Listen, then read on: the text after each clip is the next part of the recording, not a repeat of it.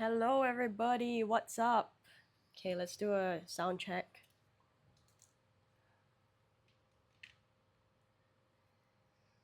Let's test the sound.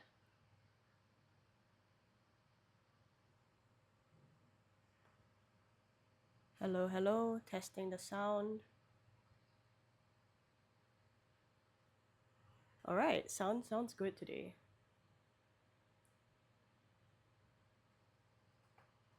Hello. All right.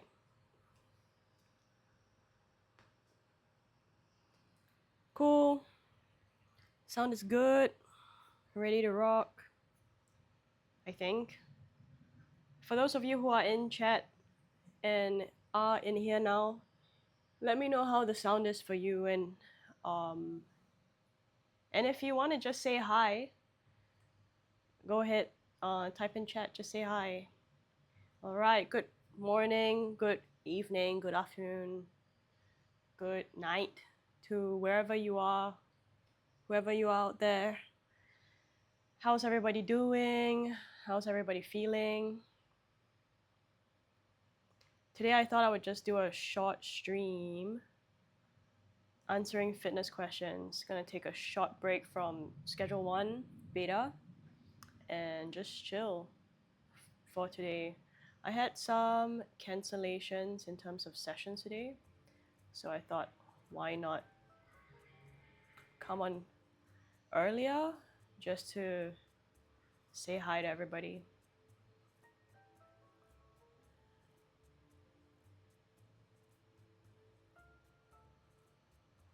Okay, I've been really enjoying this music. It's called the artist name is Little Island Leap, and we're currently listening to The Corner Table. Their songs are cute and chill at the same time, so I'm really enjoying them. All right, how's everybody feeling today? I had a pretty okay sleep. Woke up feeling kind of tired, but excited for the day.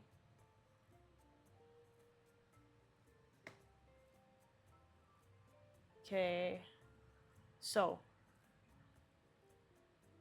when we are ready. Oh, also, I have this goal of reaching 10 followers. So if you want to keep up with when I stream and you want to see me do 5 push-ups, go ahead and drop a follow, and I'll be here doing push-ups, and I'll appreciate it a lot if you would follow.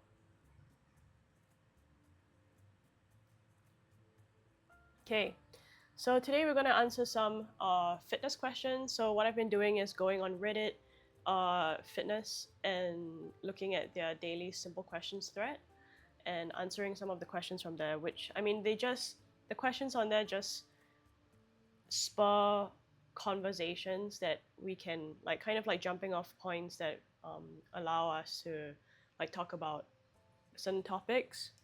So yeah, that's what we've been doing during some streams, and it's been kind of fun. So yep, I'm gonna do more of that today. Yeah, and that's it. Just gonna look for that, and then I'm gonna bring it up.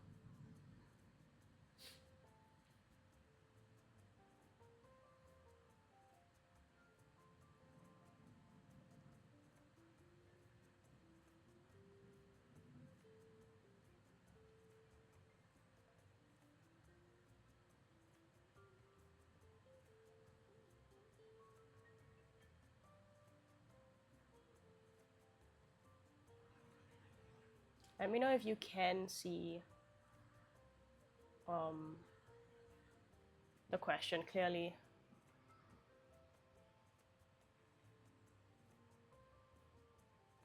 Okay, I'm gonna pause the music so we can talk. There we go. Okay, so first question of the day. How much is too much cardio? Um, okay. Can't decide on how I can balance lifting, running, and now playing basketball. I've been in the gym for 3 months now, lifting 4 times a week and going on long runs for 2 to 3 times a week. Gym for 3 months, lifting 4 times a week, going on long runs 2 to 3 times a week. Okay. But recently, I want to really learn how to play ball and be able to play with my brother. So there's a social component to it. I find it as good as I find it as a good bonding time for us, and overall just want to try something new.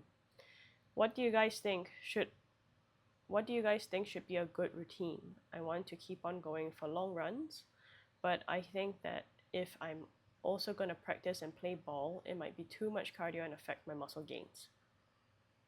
So, um first of all, I think a lot of people don't realize that, or maybe many of us, because like a lot of fitness content out there is about working out, getting your results, getting gains, and blah blah blah.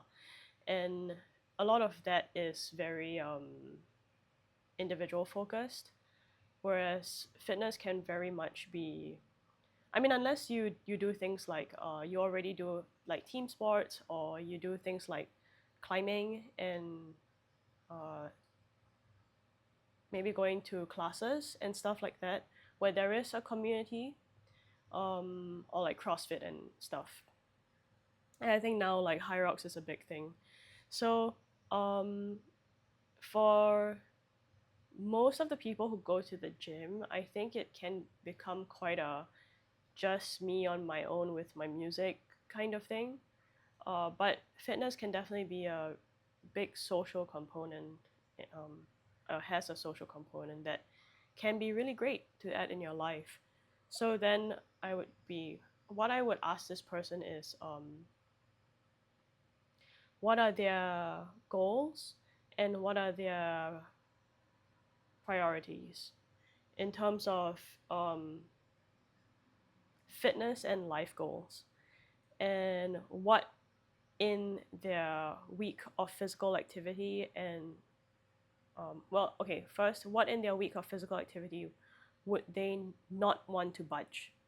Do they want to have the 4 times a week of lifting stay the same?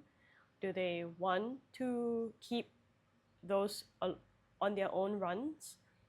And do they want to pursue this interest of trying out basketball and then also spending time with their brother? If we assume or think of like the spending time with the brother in basketball as like, I will want to do this 1 time a week, then okay, that's fixed. And then let's say they want to be able to have muscle gains, which just means they need to fit hitting certain body parts depending on what their goals are for muscle gains. But if they just want to do overall like muscle gain all over the body, right? It's they need to kind of hit many like all the different muscles 2 times a week, and that is pretty good already. Um, 2 times a week and then pretty intensely. And so they could even drop their lifting down to 2 times a week or 3 times a week if they wanted to. Now then, if they're like, okay, since they're asking like, is this too much cardio that will affect their muscle gains? Maybe they are open to changing the runs, the amount of runs they do in a week. Then I would ask about whether the frequency of the runs is important to them. Like, I want to be able to have time to myself to run 2 to 3 times a week, but um, but then I don't know if this is too much cardio. Then it's okay. Maybe we might want to cut short each run or change the type of run that you do 2 to 3 times a week. So instead of long runs, some of them can be shorter runs, some of them can be um, interval runs, which will then also probably help the basketball that he's gonna play with. Well, their I don't know about what their pronouns are. Their basketball with their brother. So yeah, um, I would ask them if long runs are important to them. You know, because some people like having long runs to have time to themselves to think. It just feels good. So it really, I would ask them, what do the long runs mean to them? Do they feel good having that amount of long runs? And then in general, maybe we would go about 2 to 3 weeks doing this, like doing the lifting 4 times a week. The original program of what they were doing 4 times a week, run 2 to 3 times a week, and then also add the basketball in. And then after 2 to 3 weeks, check back in on how their recovery is and see what needs to be tweaked. And then I think when they've done that, they will have a better idea on what they would be okay with cutting down on if they do need to cut down on anything. And then if it does feel like there's a conflict of needs, like I want to be able to lift this amount of time, but I also want to be able to run, but I also want to play basketball, then it's about like how can we make each session of those things a little bit less intense or more easy to recover from for now while you do all these things. Yep. And then if it's more like a I want to do all these things, but then I'm finding that I have less and less time to do all these things, then we'll need to talk about why they feel like they need to have all these things in the week as well. Yep. So yeah, that would be all the considerations, which is quite complex, I guess.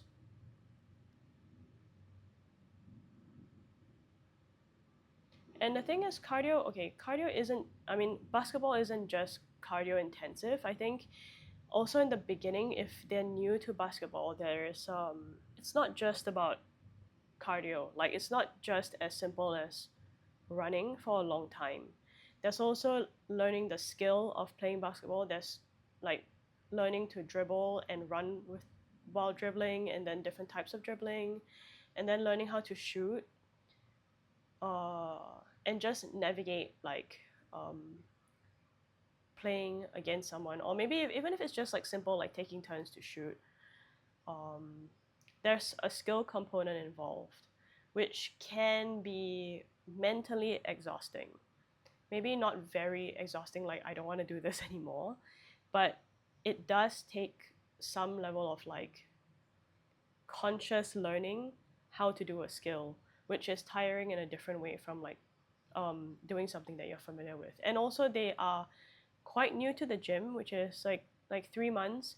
And then if we assume for 3 months they've been lifting 4 times a week, let's say it's just four weeks in a month, they would have gone to the gym only 16. Wait, no, four. No, sorry, that's wrong. Um, 3 times 4, which is 12, then 12 times 4, which is 48. They would have gone to the gym 48 times, which is decent enough of times, but it's also kind of new for them. They might still be figuring out what they want to do in the gym, what they like to do in the gym, how they're doing stuff in the gym, and how their body feels while doing things like that, and listening to how their body feels while working out. So it can still be, it's overall a bunch of new things. So I would also take that into consideration. Like basketball is gonna be a new thing. Maybe um,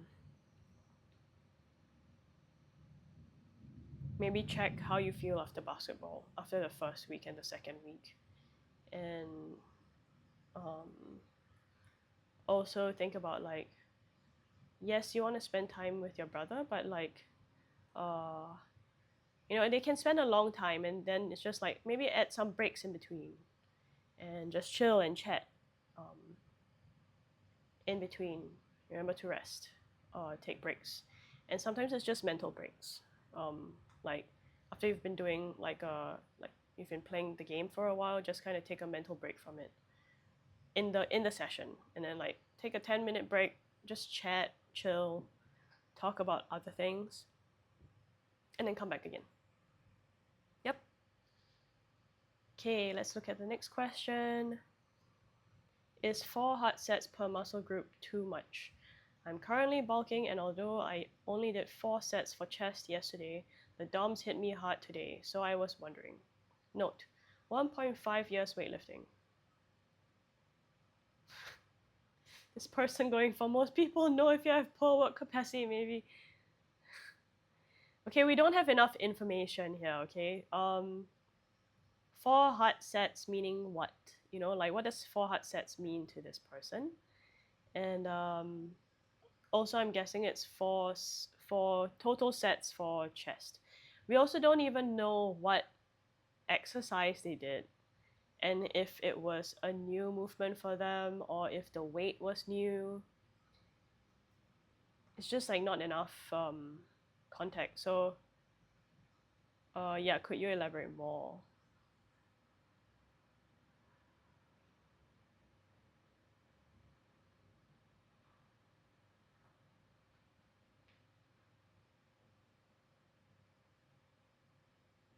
Oh wait, the person that asked the original question said, could you elaborate more? Can person who asked the question, can you elaborate more? For me, I'm pushing those 4 sets almost till failure. With heaviest weight, I can 6 to 10 rep range. Okay. Again, we still don't know what the exercises were. So I don't know what's happening. And is it a new exercise for you? HOD or 7? Um, yeah.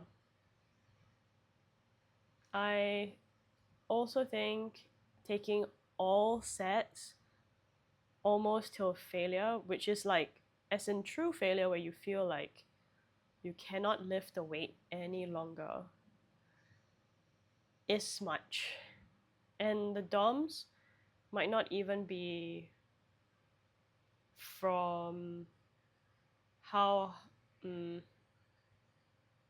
might not just be because of the exercise. It might even be just from fatigue, like systemic fatigue. Like your body is tired because you pushed a specific movement till failure 4 times at a very heavy weight. So it might be a lot. And then poor work capacity is, I don't know, work capacity in what sense? Like this person with the heaviest weight they can do to between a 6 to 10 rep range, almost till failure for all 4 sets. I don't know if that's poor work capacity, um, because that's a lot to do. Yeah, and I think another thing to consider is like, what's your recovery like? You know, did anything happen during that time? What was your sleep like? How much caffeine were you drinking? How was your diet like? I know they say that you're bulking, but like, what did you eat? How does the food affect your body? Does the food help you recover? Does it make your body feel sluggish and worse? There are so many things to consider with this. So yeah, and DOMs affect people in very different ways. There are some people who don't get DOMs at all or very little, and that's really nice. But there are some people who DOMs affect worse. So especially when there's systemic fatigue involved. So yeah, I would I would consider that for this person. Like, are DOMs typical for me? And if yes, um, then what does this mean for this situation that I'm having right now? You know, and then just change the stuff. You know, no, maybe not 4 sets to failure at the heaviest weight. Maybe um, yeah, maybe maybe vary the intensity a bit. Yeah. Okay. I'm wondering at what point does a person classify as being physically fit? A person could run a mile in 6 minutes or less, but be lacking strength or muscle mass or overdo their training, etc. Is there a definition to test to determine whether or not somebody is fit and healthy? I personally can lift more than the average person, but get out of breath at the thought of cardio and wish to become cardiovascularly fit. I've never been able to run for any decent amount of time and believe it's become a detriment to other aspects of my life, mentally, sexually, sleep, motivation, etc. Okay. Um,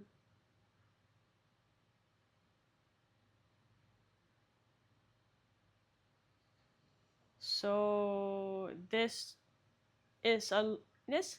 probably has been a question that humans have asked for a long time. What does it mean to be a physically fit human? And I think, okay, so physically fit means very different from athletic monster, right? Um, so what does it mean to just be like a person in pretty good shape? I would say yes, it would be to be able to have multiple skill sets in terms of fitness. So being able to, my personal definition would be someone who is able to run if needs call for it. For example, needing to run after the bus. I'm not going to say if you need to run away from a human because that's a whole different skill set. You probably need to learn parkour for that if you want to navigate urban environments. And then it's just going to be like general skills of how do you know where to run to, and how do you then draw attention to yourself so that you keep yourself safe. That's like a whole other thing. But doing things like you can go on a hike if you want to. You can climb and run at some parts of the hike.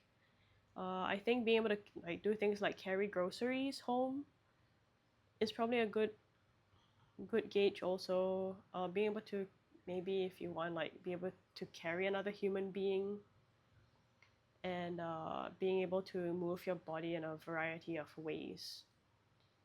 That doesn't mean you need to be some contortionist, but being able to lift things off of the floor in their different ways, being able to lift things above your head in different ways, because these are movements that we will do at some point in time. And then if you have children, even more so, though they are not things, they are people. Um, and then, so lifting things, be able to run after things or run away from things um, for a pretty good amount of time. Maybe like 20 minutes might be good, but that can vary. Being able to hike, being able to go on a hike, a longer hike, that's a good indicator. Being able to step up and down stuff, I think is great, like bigger steps or smaller steps. Being able to carry stuff and go up and down steps or different types of terrain, I think is useful. And I had something in mind just now, but I forgot now. That's not about carrying another human.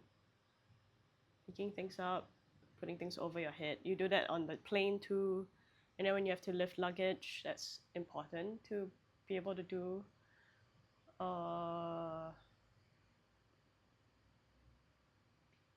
Not contortionist stuff. I think also being able to go for like random fitness classes with friends is probably like the ability to be adaptable in that way would probably be good. And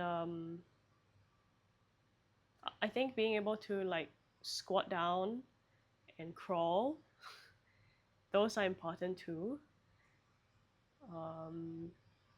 Because you never know when you might need to crawl for who knows what reason. And being able to hang on to a bar, I think that's also important.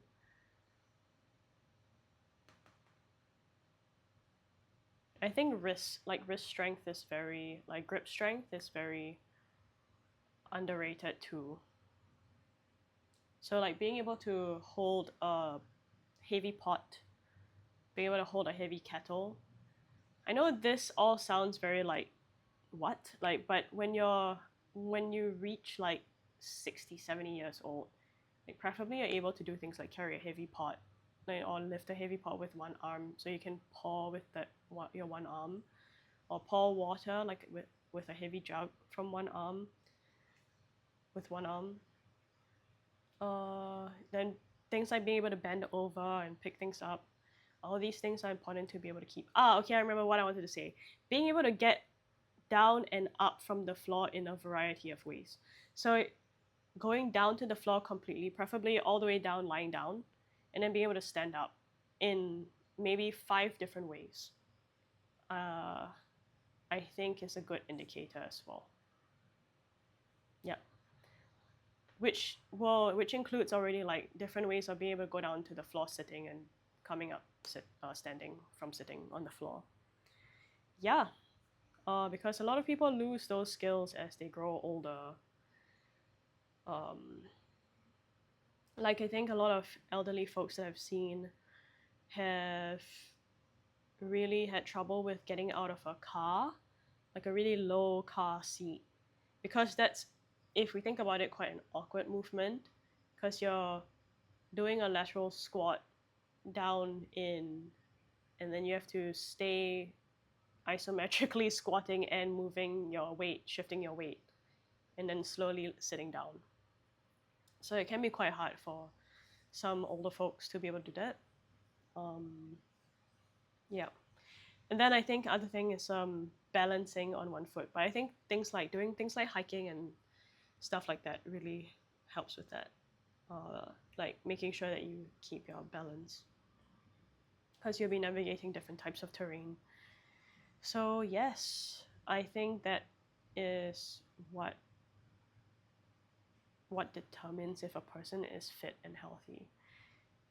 So not like their 1 rep max, not their max velocity, not their VO2 max, but just stuff like this. Yeah, I would like to practice not saying. So maybe one day for every I do, I have to do stuff. Maybe we can do that on stream. For every I say. All right. So yeah, and that's part of why my current training has. I am trying to do more of different things, more things on the floor, like crawling and different types of crawls, different types of squat movements or lunge movements, working out outside when the weather permits, and also sprinting and running and jumping again, other than lifting weights. Because for a while I was very focused on lifting weights, which was great and fun, and I gained a lot of muscle, but I miss feeling agile and fast. So I'm getting back into that. I wasn't able to find the answer anywhere, so the answer must be obvious, but I've never worked out before in my life. If a program has 3 routines in it, do you do all of them? Oh, this is a very cute beginner question. Or are you supposed to cycle through them? I'm guessing they Googled, they saw like maybe a 3-day program, and they saw 3 days of things to do, and they were like, do I do them all in 1 week? Do I do them all in 1 day? Do I do them? Do I do what day 1? for 1 week, then day 2 for 1 week, and then day 3 for 1 week. So I don't know what's happening. Maybe they gave a link. Let's go look at the link.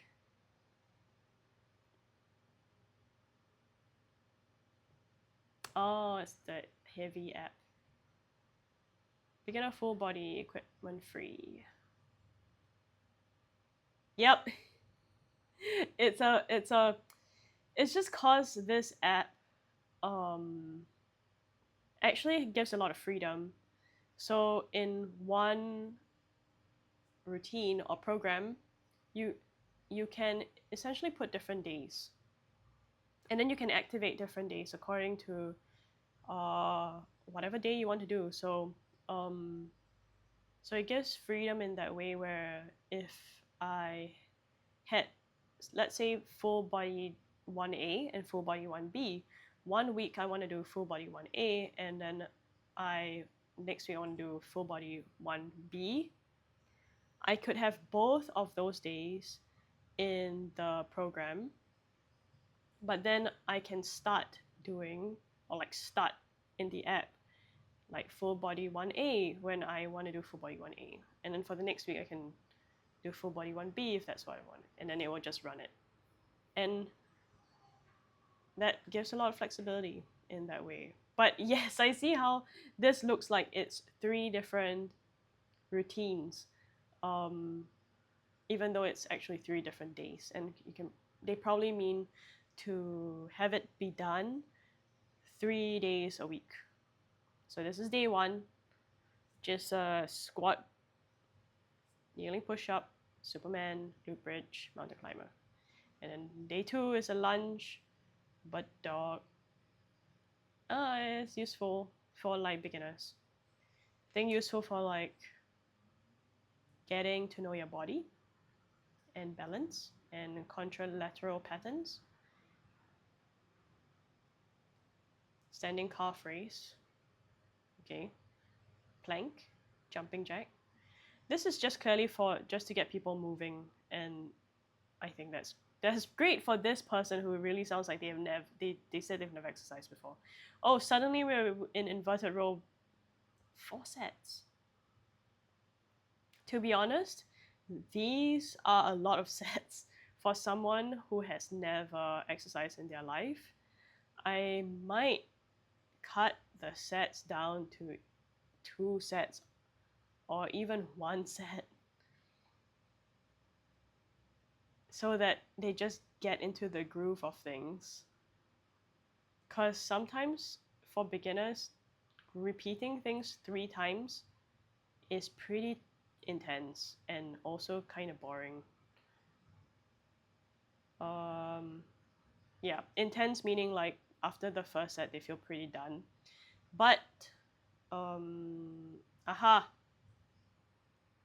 but they could just do these 3 sets as if they have a warm-up set, a harder, more intense set, and then just a last set. You can do as many reps as you can and then just stop.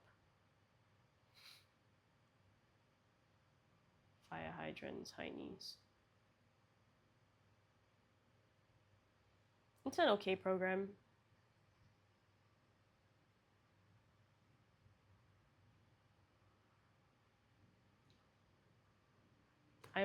There were jumping jacks and stuff. I might add some jumps, like seated jumps and hops.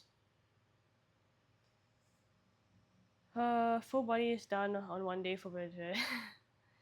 Yeah. Yep, that's it. There were just day 1, day 2, day 3. Okay, let's go on to the next question.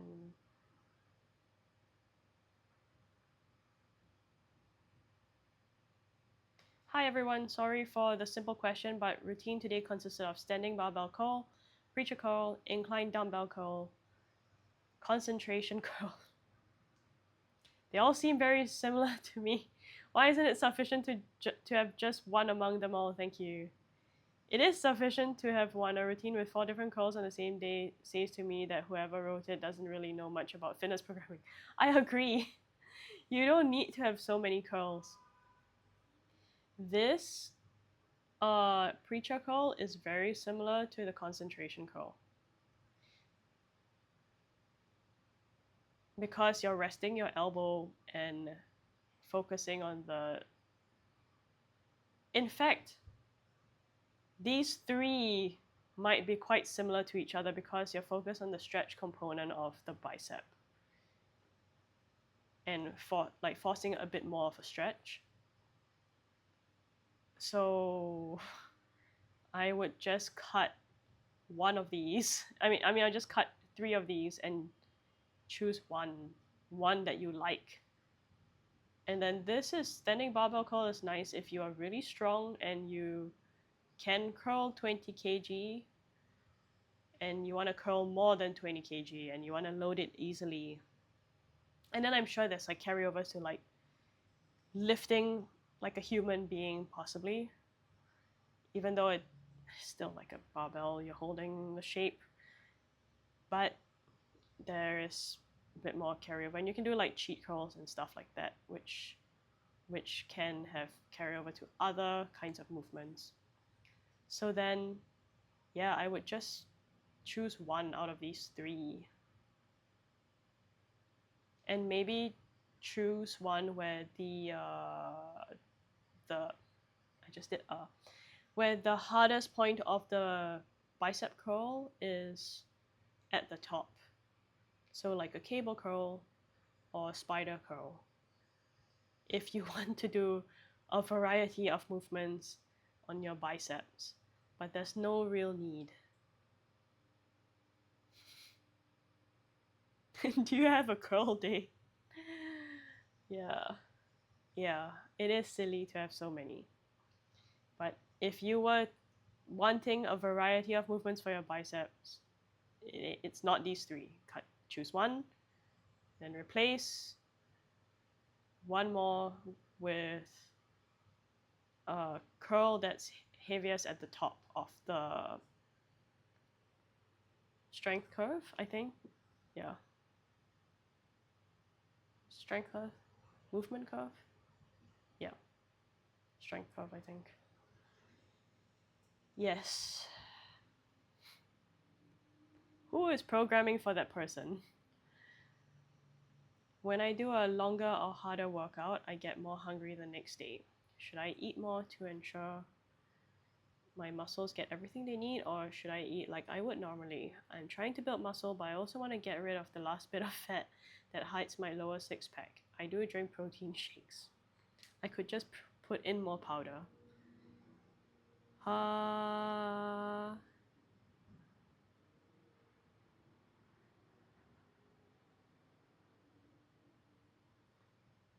Depends. What are your goals? Do you want to... So I'm guessing they want to maintain muscle mass and lose fat. Then it's more like, are you getting enough? Maybe just add more protein, possibly, but make sure you're still in a deficit in terms of calories. That would be what I would suggest, since they seem to want to lose fat more but just want to keep muscle mass, which means training hard and getting enough protein in order to keep muscle mass on a cut. That's all.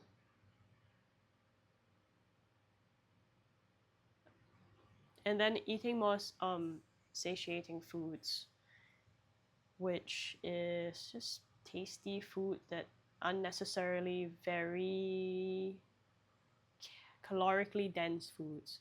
So season your foods. Eat things that are nutritionally dense, because sometimes you might be hungry from... Your body might signal hunger because you're not getting enough calories, but sometimes your body might be signaling hunger because it's not getting enough of a macronutrient or a micronutrient. So eat nutritionally dense foods, and that could help as well. And then tasty food, so season your food. Make them taste nice. Season your food, and if you're cooking meat, make sure you get that char, because that tastes better. Use the Maillard reaction. Like even when you cook vegetables, make sure the sugars get a little bit of char. That really makes food taste a lot better.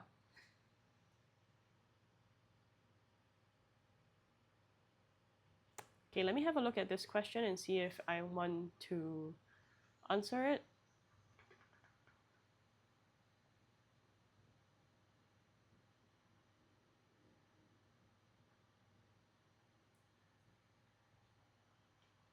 Ten knees, support push-up, blah blah blah.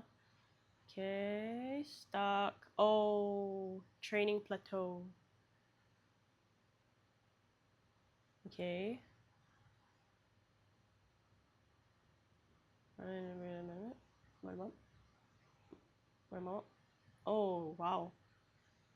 Okay, I think we'll answer this. It's complex, but let's go. Hello all, 26F. Started my fitness journey 4 months back. My initial goal was to lose weight. I had gained 6 kgs and to progress towards a healthier lifestyle. I started off with HIIT style workouts and calisthenics. With the diet, I was able to lose 4 kgs. I had overall improved my stamina. However, my upper body was still very weak, so I decided to hit the gym and train using weights in addition to calisthenics. What were you doing in calisthenics if your upper body is still weak? Were you doing push-ups and pull-ups and incline pull-ups and pike push-ups? Because those are hard. And if you can do those, you're probably not that weak. You shouldn't be, at least. 1 month into the gym, 3 months in total, I had progressed massively. I was able to do 10 knee supported push-ups. I see. So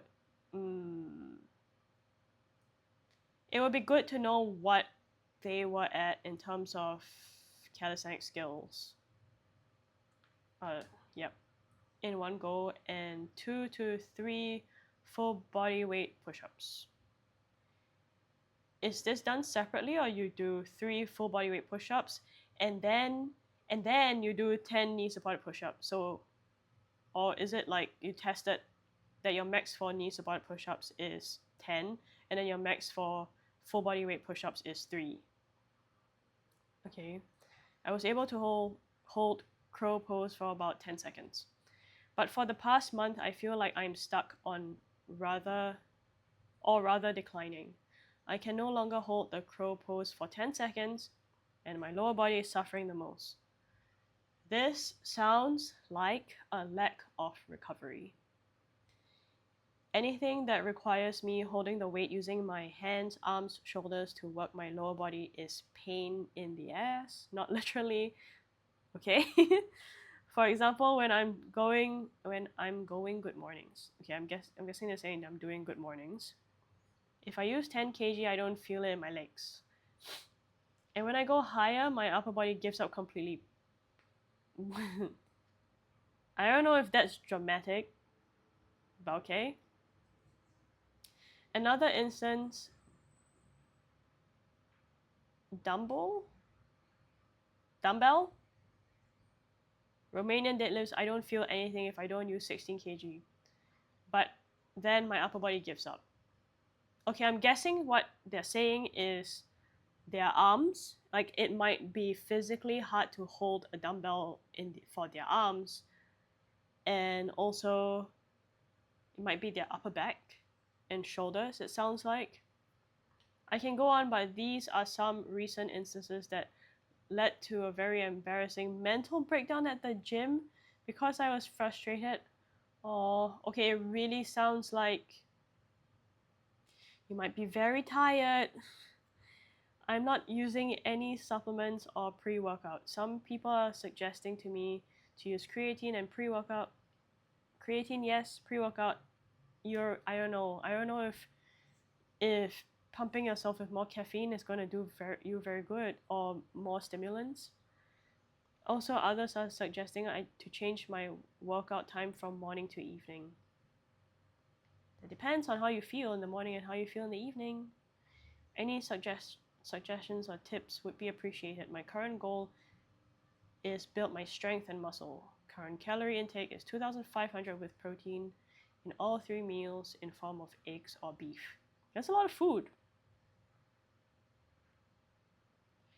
It's true that you don't need to feel it in the legs for an exercise to be effective.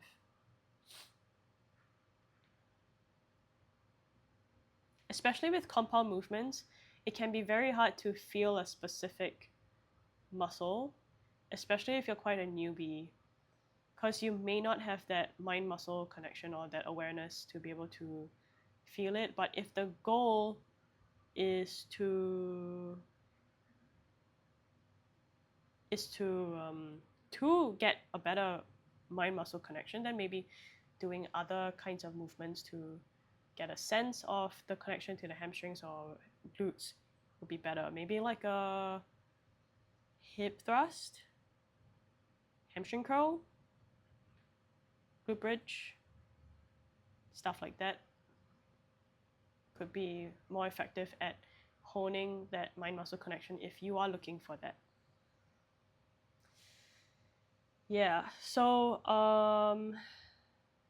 it sounds like what you're doing also is what this person is doing is potentially way above their maximal recoverable volume, so they're quite tired.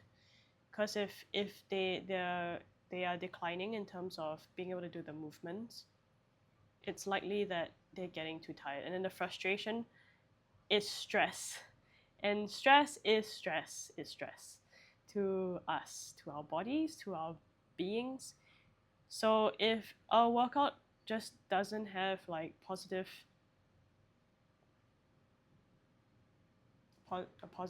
what's the word, like if you don't associate positive things towards it, positive association, um, then you are quite likely to find going to the gym stressful, which adds to the mental load and stress that you get from the workout, which is already stressful because working out is stress.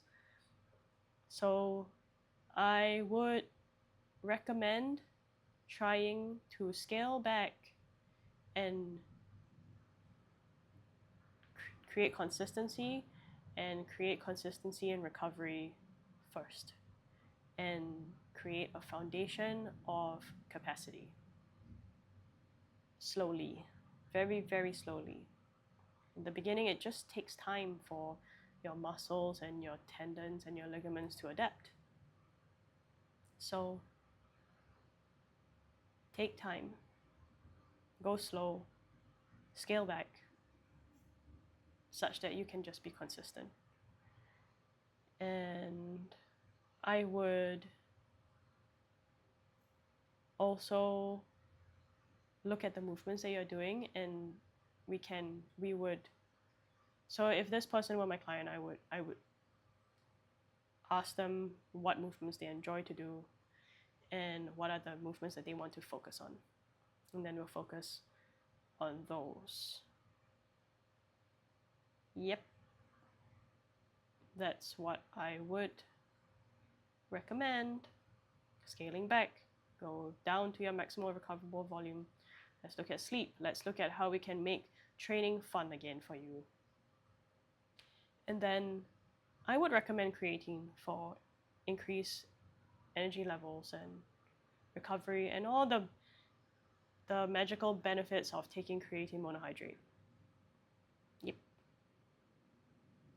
I think we have time for one last question, and then I am going to go about my day, do my chores, and do other things. Maybe edit some clips. I was thinking about, obviously I'm going to try and cut some of the videos from stream and then post it on YouTube. But I don't know how I should post it. Should I just post it? I have a VODs channel. I post the VODs there. If I want to post clips, do I have a separate clip channel? if I want to post bigger videos, so offline videos, do I post the offline videos together with the edits from stream that are slightly longer, like segments from stream, and they all end up being in one channel? Does that make sense? So that could be a mix of gaming stuff along with fitness stuff. Does that make sense? I don't know. So I'm thinking about that. And I know the clips channel will probably have to be a separate channel with the smaller clips. But yes, I don't know whether to put cut segments of the stream onto a YouTube channel together with offline videos that I make. And then it's a mixture of things because I'm going to do a mix of things on stream.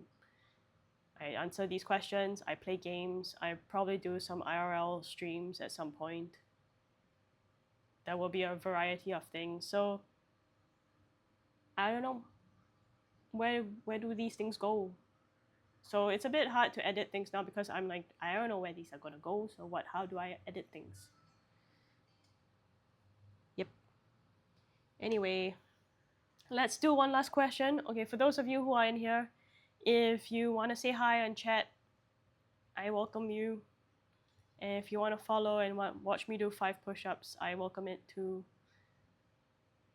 Help me stay fit. And if you want to know when I'm live next. And if you just want to stay and watch me answer some fitness questions, welcome to the stream. Okay. Let's find a nice last question.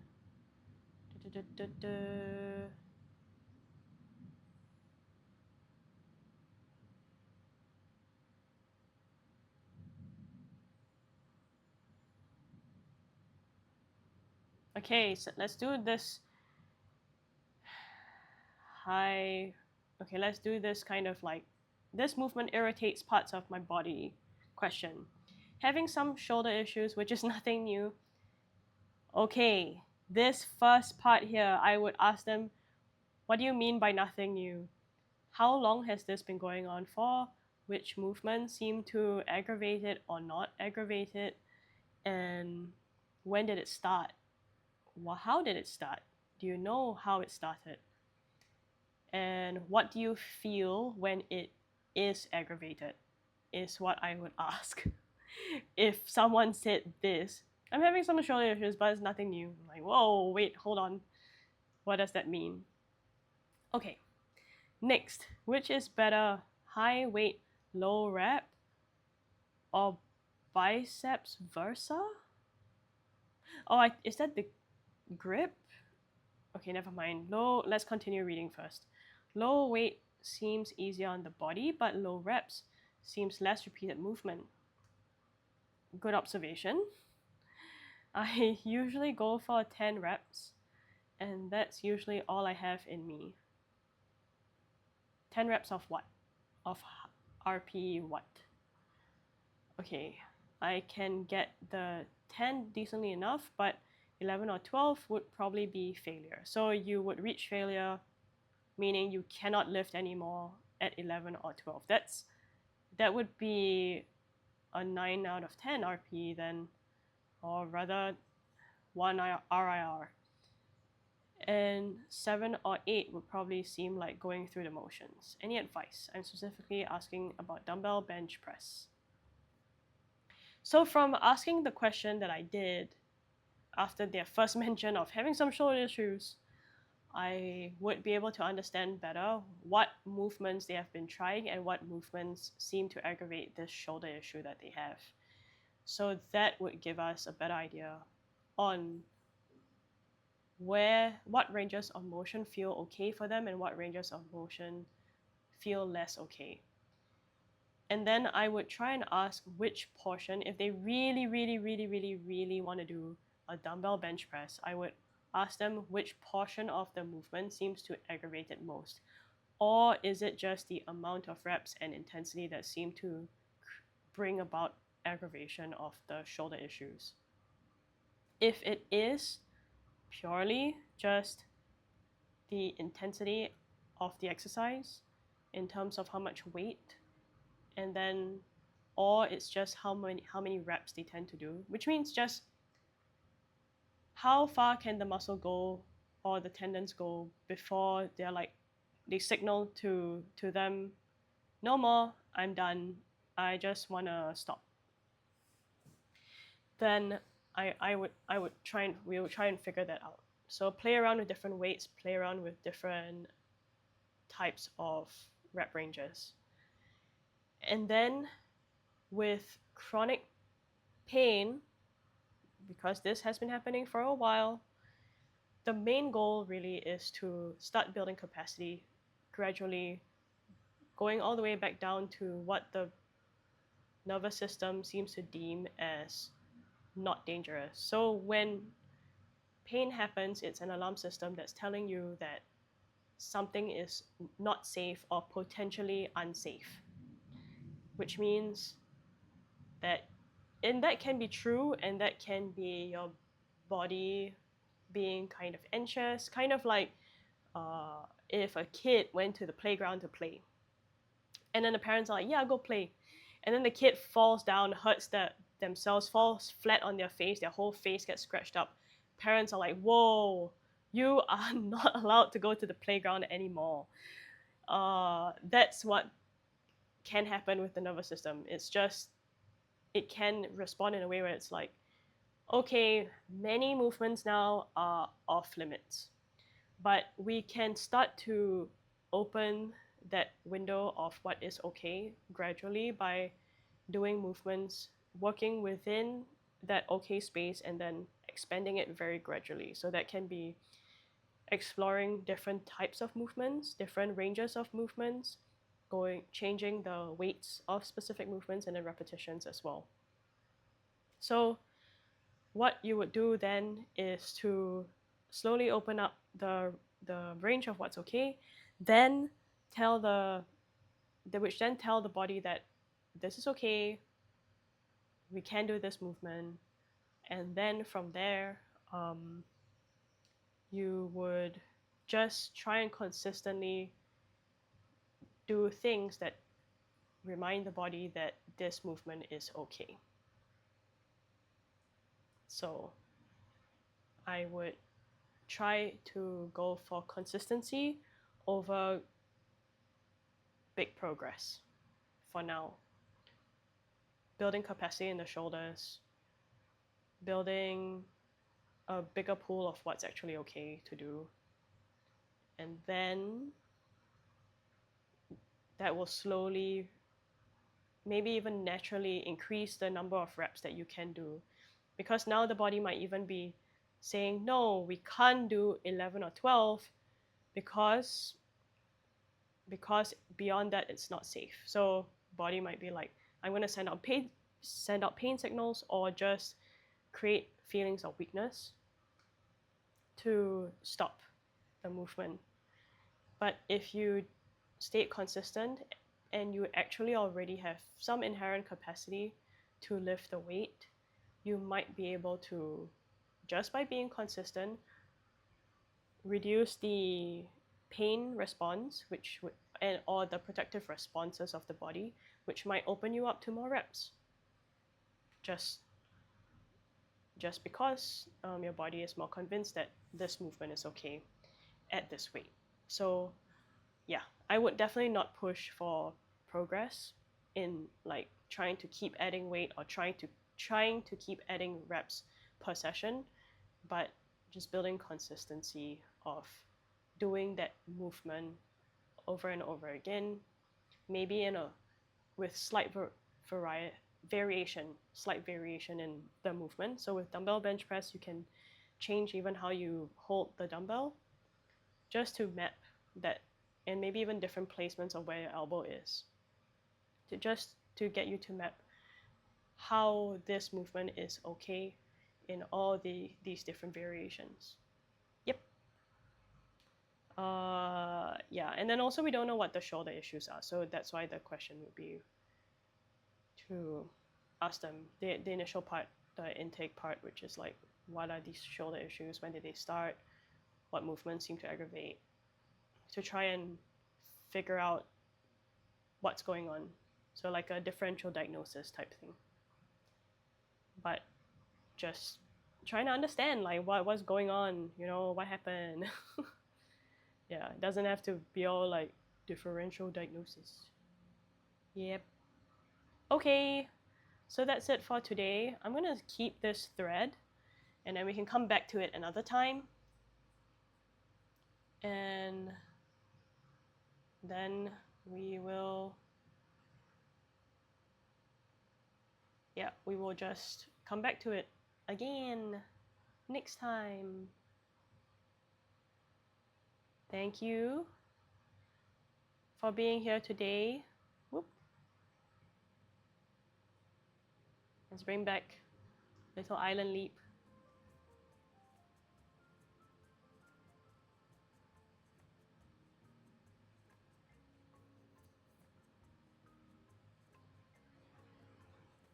Okay. Thank you everybody who joined today. Not a lot of chatters today, which is fine. I also, this is my first time streaming at 12 in the afternoon. I don't know what the world is like at this time. And then, but it did seem like the just chatting section of Twitch was quite quiet. So I don't know. What is the world like now on Twitchdom? We don't know. Okay. Thank you for joining me today. It was fun answering fitness questions again. I like talking about this topic, and I enjoy applying what I know in this way. And hopefully people watch and learn something, or it helps them with their I don't know, programming, they're figuring out what kind of relationship they wish to have with fitness and wellness or health related stuff or working out and stuff like that. And yeah, I hope it helps somebody out there. All right. So I have the whole day ahead of me now. I got lots of stuff to do. I got some chicken soupy to cook. I have to go to the supermarket. I have to go work out at some point because yesterday I just chose to do some really light movement and some floor-based movement. So I want to do some heavier resistance training today, if possible. Yep. And that's it. I hope that wherever you are in the world, you have a good day, good evening, good night, good morning, good afternoon, and that your Friday will go well or is going well. And I hope you have a good weekend. It's the weekend again, so I am not going to be streaming tomorrow or Sunday because I just don't have time to stream on the weekend. So the next time I'll see you is probably next week. Yep. I'm still figuring out what is a good consistent schedule for me to stream. I know that will probably help you people know when to come see me, but I'm not sure yet. And then I need to think about the upload thing, which was something I talked about just now. Like, where do my different videos go? You know, where do the segments from stream go? Do they go together with the offline videos? Where would clips go? Yeah. So, lots to figure out. But thank you for joining me today. I appreciate it. If you enjoyed listening to me talk about fitness related stuff, or if you missed it, you can go ahead and check out the VOD. But if you enjoy it and you want to see more of it, I'll be live again next week and I'll be doing more of this. And maybe we'll schedule one next week too. Bye bye. Have a good day, afternoon, morning, evening, night, wherever you are.